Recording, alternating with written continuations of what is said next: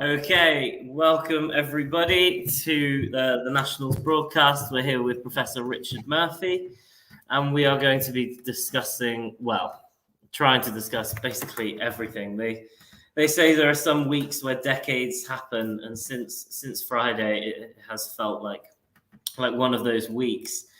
So let's take things in chronological order. That's the easiest way to do it. I mean, the UK is facing an economic crisis. Nicola Sturgeon has said it's the largest that she's seen in her lifetime. It will be larger than the 2008 economic crisis, which, well, I imagine we'll all remember not too fondly. So, Professor Murphy, could you start us off? What happened on Friday? What did Chancellor Kwasi Kwarteng actually announce? Fundamentally, the problem with Friday was not what Kwasi Kwarteng did announce, but what he didn't say. Let's be clear what he did announce. He confirmed that the government was going to carry on, and that meant it was going to spend around 75 billion on its deficit in the next year, because that was what was already forecast. Then he announced he was going to spend over 100 billion, probably on energy support for households and businesses, although we can't know precisely what that number is yet, because the price of gas is changing pretty rapidly. And then he gave away 45 billion in tax cuts, most of which, as we now know, are going to the wealthiest, who frankly don't really need them, and very little of which is going to the people who do need them, which made no sense to almost anyone. But as a result, he said he was going to spend over 200 billion of extra money that he isn't going to collect by way of tax in the next year. Now, that's the biggest ever deficit that a UK government will ever have run, if that's the right number. It beats the amount of deficit in 2020 with regard to COVID. It beats the 153 billion, which is the final number, which was run in 2009 as a result of the global financial crisis. So he just rather calmly said, I'm going to spend more money than I've ever done before, or any ever chancellor has ever done before, and I'm going to give you no financial forecast to tell you how that's going to be funded. I'm not going to explain the consequences of that for the overall government funding mechanisms, or for the Bank of England, or for anyone else. You're just going to have to trust me that I know what I'm doing. And the market said, no, we won't. I think actually, if you want to spend 200 billion quid, we would like to know what's going on here. Now, how does the government spend money if it hasn't got it? Then conventionally, the government issues something called what are called gilts. Now, I'm going to try and explain the technical words I come across. They are government bonds. Again, bonds is something that most people find confusing. So just think of it as a bank account, because the government asks people to save with it. That's what a bond is. Now, if you put money into a building society or a bank and you lock it up for a year or 2 years, you actually are buying a bond with the bank. If you do the same with the government, it's called a gilt. And the reason why, it was once printed on a piece of paper, you got a certificate which had a gold edge, hence gilt, G-I-L-T. And it was gilt because the government always paid. Well, the problem was that nobody's ever issued 200 billion of these bonds in a year. And if you want to do that, and the market is finite for savings with the government, you're going to have to push up the interest rate to attract the money in from somewhere else. It's as simple as that. That's basic economics. If you want to get more savings than the rest of the market normally wants to give to you, you have to push up the interest rate. Well, the government didn't say it was going to push up the interest rate. The Bank of England had put up the basic rate interest the day before to 2.25%. And the financial market said, well, that's nothing like enough to keep us happy if you want that much money. So they began to push up the interest rate on government bonds. And the way they do that is by pushing down the price on government bonds. Now, again, this sounds really technical, but just think of a bond as a savings certificate. And people can sell those savings certificates. It's no different from being able to sell your bank statement on a bank deposit account if you happen to have one. It's virtually the same thing. You can give the money to somebody else by selling them your bank deposit account, except in this case, it's called a bond certificate. So they are saleable. And if you push the price of the bond down, but the interest rate on it is fixed, the net real interest rate you earn goes up. So they forced the price of government bonds down. At the same time, once they began to do that, the foreign exchange markets looked at this and said, hang on a minute, Over a quarter of UK government bonds in issue, that's over £400 billion worth, are owned by people from outside the UK. They looked at this and said, the price of bonds is going down. We're going to lose a lot of money. We'll sell out as fast as we can and we'll try and get out of the pound as a result. So the pound begins to plummet as well as the bond price begins to plummet. And once you get the sense of everything's going wrong, there's a bit of a panic happening here, then people jump on the bandwagon and you get what is effectively a run on the pound, which is pretty much what happened. The pound was forced down ultimately to nearly the point where it was worth $1. It actually was $1.03 for a brief period. The last time I looked, and I'll actually even do it live right now, it's $1.07 at this very moment. This is, very small. Only 6 months ago, we were talking about $1.35, $1.40. So we've had a major currency crisis in the UK. The pound is not worth it nearly as much. What does that mean in real terms? Bluntly, it means there's going to be more inflation. The Bank of England was pushing up interest rates to try and control inflation. The government was giving out money, 100 billion or so, to try to control the impact of inflation on our pockets by having to spend more money on energy. You push down the value of the pound in the way that's happened in the last week, and energy prices are immediately going to go back up again because we buy all our oil and all our gas in dollars. We don't buy it in pounds sterling, we buy it in dollars. And over half the food in the UK right now is pretty absurdly, because it isn't necessary, but nonetheless, as a matter of fact, is at present imported. We could grow more of it, but we don't. And so we import over half our food and support materials for that, like fertilizer, and therefore food prices are going to go up. So you can see immediately that the knock-on effect of this is pretty serious. And everybody looks at it and suddenly says, yikes, we're in trouble. Yeah. So we were saying just before the broadcast went live that as you've done already, Richard, when you start to see these stories about economic crises and you start clicking on them and start reading these terms that you might not have seen since 2008, or maybe never even saw before, and these kind of mysterious things that economists and professors deal with sound Thank you. sound like they're going to have really profound implications on us. One of them is this you mentioned it before, the run on the pound, and the run dynamic that people were saying was happening on pension funds. You might remember, as I said, from 2008, there was a run that destroyed Northern Rock, with those famous photos of the people queuing up the street to try and withdraw some of their money from the bank. Could you explain what that means, this run dynamic, and what would happen to people's pension funds? Well, look, let's be clear. This is very different from the run on Northern Rock, which I happened to cover quite extensively for the Observer newspaper at the time and the Guardian. So I was heavily involved in monitoring that in 2007-8. In the case of Northern Rock, people believed that a bank couldn't repay them their money. And so they queued up literally outside the bank and said, we want our cash.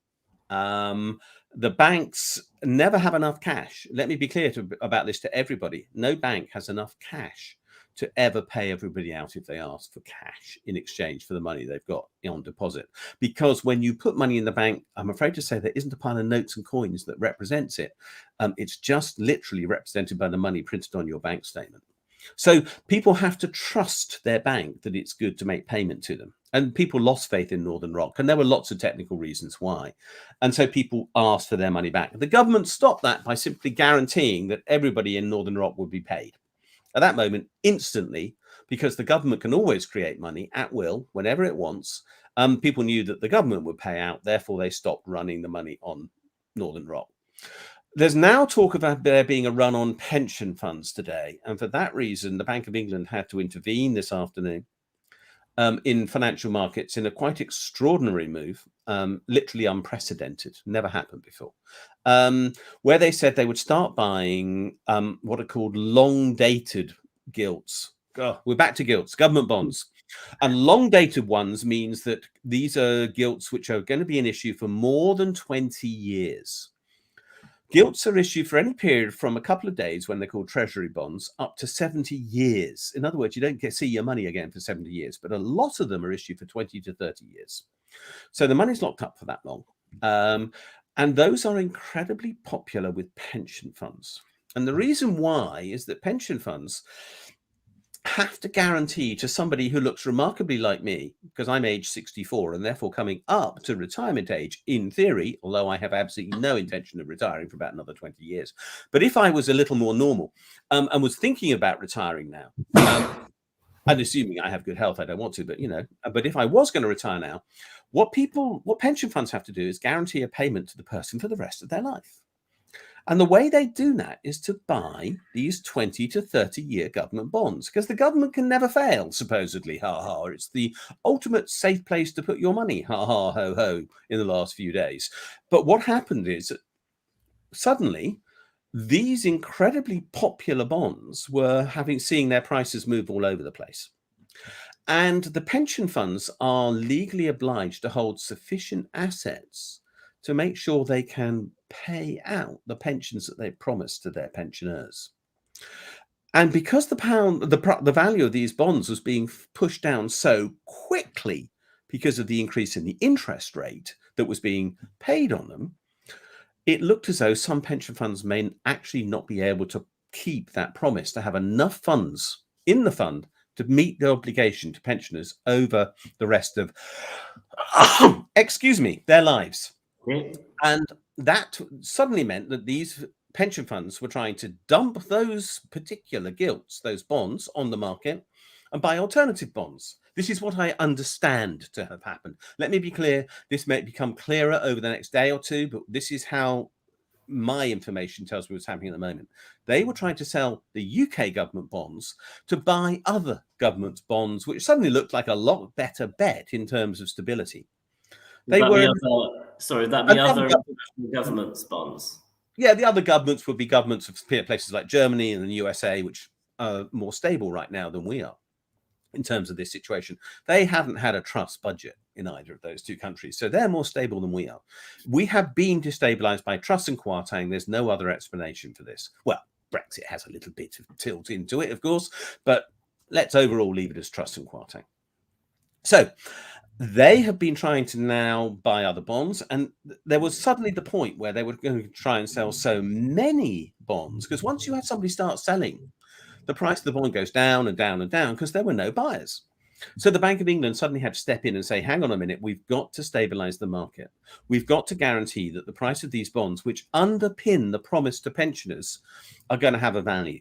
Because if we don't, literally the pension market's going to fall apart. Now, that would upset quite a lot of old people. Now, there's two characteristics of old people. One, they vote, and two, in England, they vote Tory. And therefore, the Bank of England is going to worry on behalf of its paymasters, the Tory government. Yeah, they may not vote Tory next time. Who knows? English people might realize that voting Tory isn't a good idea, but we'll leave that aside for the moment.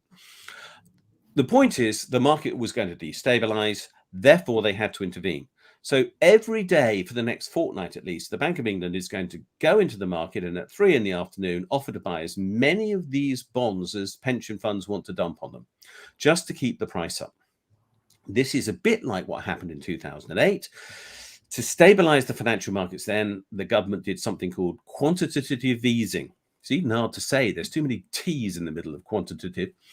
And what quantitative easing simply means is the government goes and buys back its own debt. Okay, the Bank of England buys the debt which has been issued by the Treasury, but the Treasury owns the Bank of England. So in effect, the Treasury is actually buying its own money. And it's buying its own debts back to guarantee that they keep a value. That's what happened this afternoon. The attempt was to stabilize the pension market, to stabilize the value of government bonds, and to stabilize the interest rate on them. It looks as though it's probably working at the moment. We'll have to see how things go over the next couple of weeks. But the markets haven't been totally positive, because the Bank of England was actually not intending to buy bonds at the moment, which is what they've been forced to do this today. They were actually planning to start selling some bonds that they bought in 2008. And they'd announced they were going to do this in October. And they've still said they will delay that for a month now to November. So on one hand, we've got the intention to buy bonds. And on the other hand, we've got the intention to sell bonds. This makes no sense. So there's still a hell of a lot of confusion out there as to what the Bank of England is doing, what the government's doing, what anyone else is doing. And this has real world implications because pensions have got to be paid. Yeah, so obviously on people's pensions. I mean, if you can't withdraw your pension, that's a stark real world implication. But what other real world impacts? If we look at, I don't know, someone a bit younger, maybe they're like in their late 20s, early 30s, they're looking to get on the Xander, property. are we talking about you here? Well, yeah, late 20s. Let's switch we'll from say my late reality 20s. to your reality. Okay. Your Yeah, but reality is that you're probably, something like I that. don't know your personal situation. I'm not going to ask it, but let's talk about the person who's around 30. A lot of people around 30 are trying to buy a property of some sort to stabilize life. They actually want to settle down. They think about things like getting relationships going. They think about having families. They've got mortgages. What is this going to mean? Well, the reality is really tough. Let's be blunt, not just for people who are looking to buy, but for people who have already bought. I'm afraid to say, and I've been saying this for months now, and I expected this to happen, the reality is really tough because the Bank of England is forcing up interest rates. Now, for 12 years, 2009, near enough to late last year, interest rates were so small by the Bank of England that, frankly, they were neither here nor there, and you could get a mortgage for less than 2%, which when I was in my 20s and 30s would have been like a dream, unbelievable, beyond imagination, but has been the pattern. And over half of all people who've now got mortgages have never known another time when there hasn't been these really low interest rates, because the average mortgage lasts for 25 years. So therefore, literally, it's easy to see that half people have basically got mortgages in the last 12 years, and that's half of the average life of total mortgages. Now, suddenly interest rates are rising. Now, the average mortgage in the UK as a whole is around £200,000 based upon the data that I can get from the Bank of England and from the Office for National Statistics, a bit over. It will be less in Scotland because by and large house prices are cheaper in Scotland, but of course it depends on where you are. In Edinburgh, house prices remain ridiculously high. In some places they're lower. This is true all over the UK. There's variations. But if we take that average and say it's £200,000, interest rates, if the pattern that the market is currently expecting roll out and move from being, as they were late last year, at 0.25%, the official interest rate, to 6%, which is what the market is now talking about, sometime in spring 2023, then the increase in that interest rate on an average mortgage could increase the payment made by more than £500 a month. And in some cases, much more. Now, obviously, it depends upon the type of mortgage. Is it interest only? Is it repayment mortgage? And so on. So I can't tell you precisely, but many people should be thinking about the fact their mortgage is going to go up by many hundreds of pounds a month, and sometimes more than that. Now, I don't know many households that have spare hundreds of pounds a month, on top of the fact that energy prices are already going up. Let's be honest, they haven't been stabilized. They are still going to be more than double this winter of what they were last winter for most people. Not everybody. If you're on universal credit, they won't be double. But for other people, and those with mortgages will tend not to be on universal credit, then there will be a crisis there. And this does also affect renters, because many landlords have mortgages and they will therefore be forcing up their rents as fast as they can. In fact, it may well hit many renters earlier than it does people on mortgages, because people still have fixed rate mortgage deals. So we are going to see a real problem with affordability of rents and a real problem with affordability of mortgages. And I genuinely do not know what's going to happen there. The only thing I can say is a lot of people are going to be selling properties because they won't be able to afford them, and we could have a house price crash. That then leads to a banking crash, and we're back in 2008. I mean, this is just horrible beyond imagination. There has to be an intervention by the government to also prevent this happening as well. We are in an absolute mess, and I'm not going to pretend otherwise. We could get out of it. I've written a plan to get out of it. Will the government listen to that? I don't know. Well, the last I heard, that was admittedly things might have changed. As we said, things are happening very, very quickly at the moment. But the last I saw was that both Kwasi Kwarteng and Liz Truss were doubling down. There wasn't going to be any resignations, any shock early exits, and no U-turns. Yeah, well, come on. Let's put this in a footballing context. That sounds like the chairman has just passed a vote of confidence in the manager, which means they're going in 3 days. Let's be honest. The fact they say they're not going to doesn't mean they aren't. Mm. I actually don't believe a word they're saying at the moment. I think events have moved far beyond their control now. We have never had a prime minister who's been a prime minister for such a short period of time who has so little control of her own fate. Will she make it to Conservative Party conference, which starts this weekend? Even that I would not guarantee. And we're recording this on Wednesday evening. Yeah, it's that literally uncertain at the moment. Mm. So this all happened so quickly from Friday to now. If they were to U-turn, if they were to accept the crisis that they've created with their own policy, could we see a really rapid way out of this, or are the consequences going to be around with us for a long time into the future? It's very hard to see how we could get out of this with Liz Truss and Kwasi Kwarteng in charge. Certainly, Kwasi Kwarteng has to be sacrificed. He will not be capable of surviving this. He delivered the message, and the market will definitely want the messenger shot. Metaphorically, of course, but they will not want him to stay. They will blame him for the mess up. They may well blame Liz Truss for the mess up as well, because she widely trailed that she was going to do some pretty stupid things. And I wrote about them in the National over the summer, saying, this is an absurd policy she's putting forward. Even Rishi Sunak got it right and said, look, she's putting forward something which is impossible. Can we get out of it, therefore, quickly? Not if we have in place still a prime minister and a chancellor who are clearly not in control. The markets don't trust. My own feeling is that things will move very rapidly. I am not convinced that Tory MPs, when the Commons sits again, will be willing to back Truss as Prime Minister. She has to be able to command the confidence of the Commons. I don't know she'll win a vote of confidence. I suspect that Labour will put down a vote of confidence very quickly in the hope that they might win it. I suspect every party but the Tories would vote for that vote of no confidence. That could therefore literally overthrow her if her own members even abstain. And I think that's entirely possible. The rumours about the mood in the Tory party are pretty grim as far as Truss is concerned. And remember, less than a third of Tory MPs voted for her in the final leadership round. So they aren't big fans of Liz Truss. The members chose her. That surely should never happen again. What happens then? I actually don't think we can afford a general election at a time of such uncertainty. I would hope, and I may also be the naive person here, but I would hope there might be the opportunity to put together some form of government of national unity for a short period of time to stabilize things till sometime early in the new year, when we could afford to actually perhaps have a general election. I don't think it would be possible to move to a general election this autumn without creating so much uncertainty for the markets that it would be dangerous to do. But I'm not convinced that Truss and Kwarteng can stay in office and have the market stabilize. They need to know somebody else is going to take control with a much more conventional economic policy, where there's an explanation of what's going on, sound management policies in place. And, Labour is not popular in Scotland, and for very good reason, in my opinion.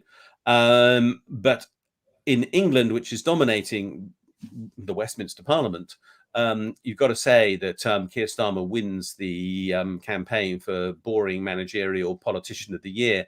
And that may be just exactly what the markets need at the moment, what we need at the moment. Yeah. So, given that Nicola Sturgeon can't become, the UK Prime Minister, we'll have to accept Starmer as the alternative. Yeah. Well, we've got only a few minutes left, so I just want to ask before we go. Mary White asked on Facebook, can you tell us why the Tories did this? I'm just going to expand that slightly. So after Kwasi Kwarteng announced his mini budget on Friday, which he said was to stimulate growth and blah, blah, blah, blah, blah, blah, blah, we saw like an outpouring of support for the moves among the right-wing press, and notably among the Scottish Conservatives, who, before Liz Truss was elected leader, weren't united behind her in the same way as they seem to have become now. Why are they so set on supporting this mini budget? Can they see some positive end to Kwasi Kwarteng's moves that we maybe can't see? Well, Ross, he's changed his position on so much so often that, do we actually think that there's any credible position that a Scottish Tory couldn't hold, and would that not change within a few days? Again, it's like that vote of confidence from the football manager. So I really don't have much faith in the opinion of anybody in the Scottish Tories to hold a line for more than 10 minutes if they discover another one which they think might suit them better. They thought that there's a new Prime Minister, they're better supporters, so they made all the right noises. Let's go to the think tanks, and I think they are the key to this. We have a new government which is dominated by a limited number of think tanks, all of whom are based in one address in London, 55 Tufton Street, Westminster. They're the Institute for Economic Affairs, they're the Taxpayers Alliance, they're the Centre for Policy Studies, and a few others.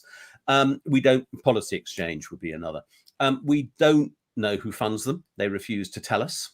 I said on air yesterday, it could be Putin for all I know, and it could be. I mean, I'm not saying it is. I'm just saying we just don't know who funds these organizations. We never have. They refuse to tell us, and that worries me deeply.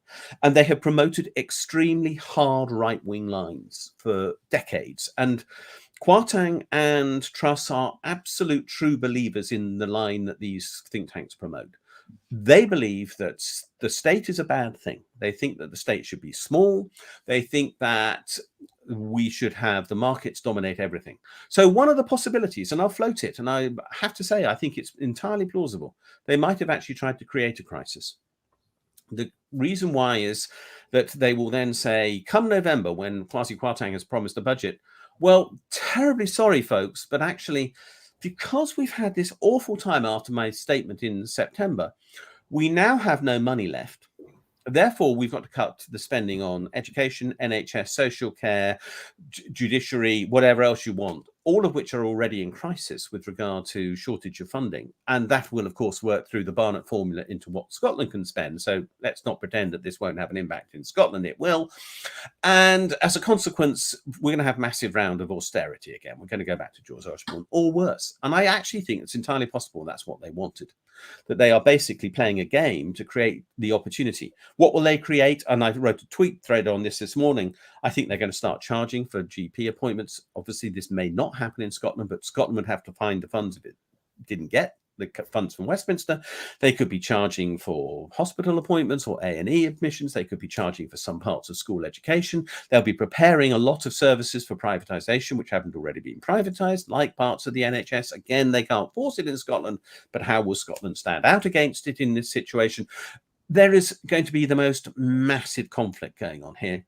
And these people, as I say, are true believers in the fact that they don't believe in the state. They want to only be in politics to make sure they can undermine everything that they're elected to do. And boy, are they doing well at it right now. I mean, they're achieving the goal. They're really trashing the government as best they can at this moment. And maybe that's exactly what they wanted. And I don't know. I mean, I don't believe all Tory MPs believe that. But there is this hardcore around the true Brexiteers and around the right wing. And there's about 100 Tory MPs who are in this group. Truss is relying on those people. She's one of them.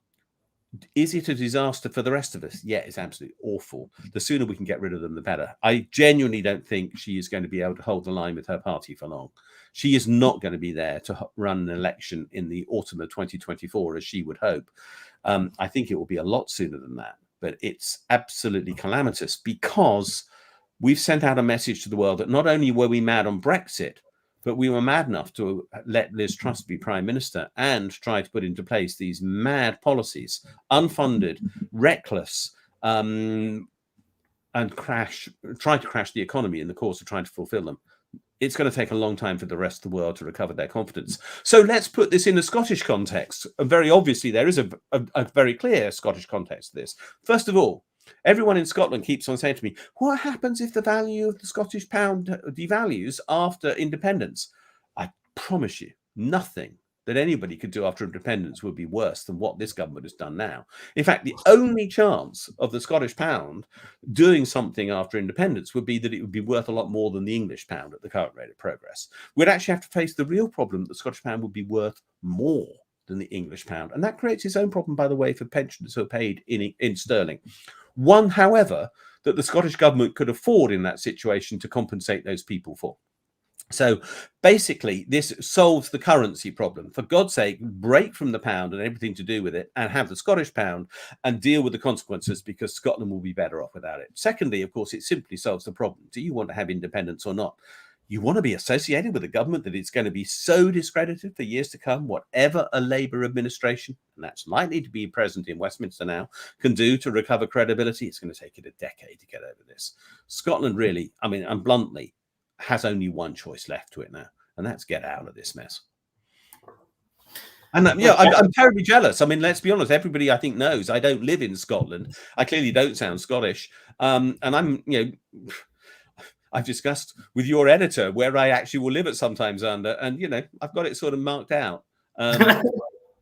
Fife, here I come. Not down to the precise property, but but why not? I mean, any sane person is going to say, let's quit England. Well, if there's a housing market crash, you might not need too much money to be able to do it. Let's see.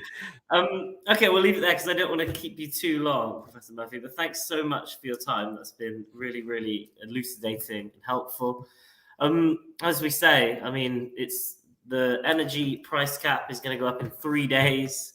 The Tory conference is starting on Sunday, I think. It's running from the 2nd to the 5th off the top of my head.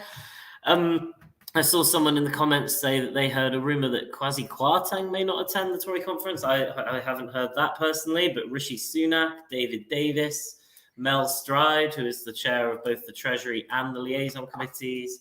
There's another one as well. Sergeant Javid is also definitely not going. Sergeant Javid is definitely not going. Oh, yes, that's it. Frankly, they should do a 2-day conference and recall Parliament for next Tuesday. I mean, 2 days is plenty enough for them to trash themselves as well as the country.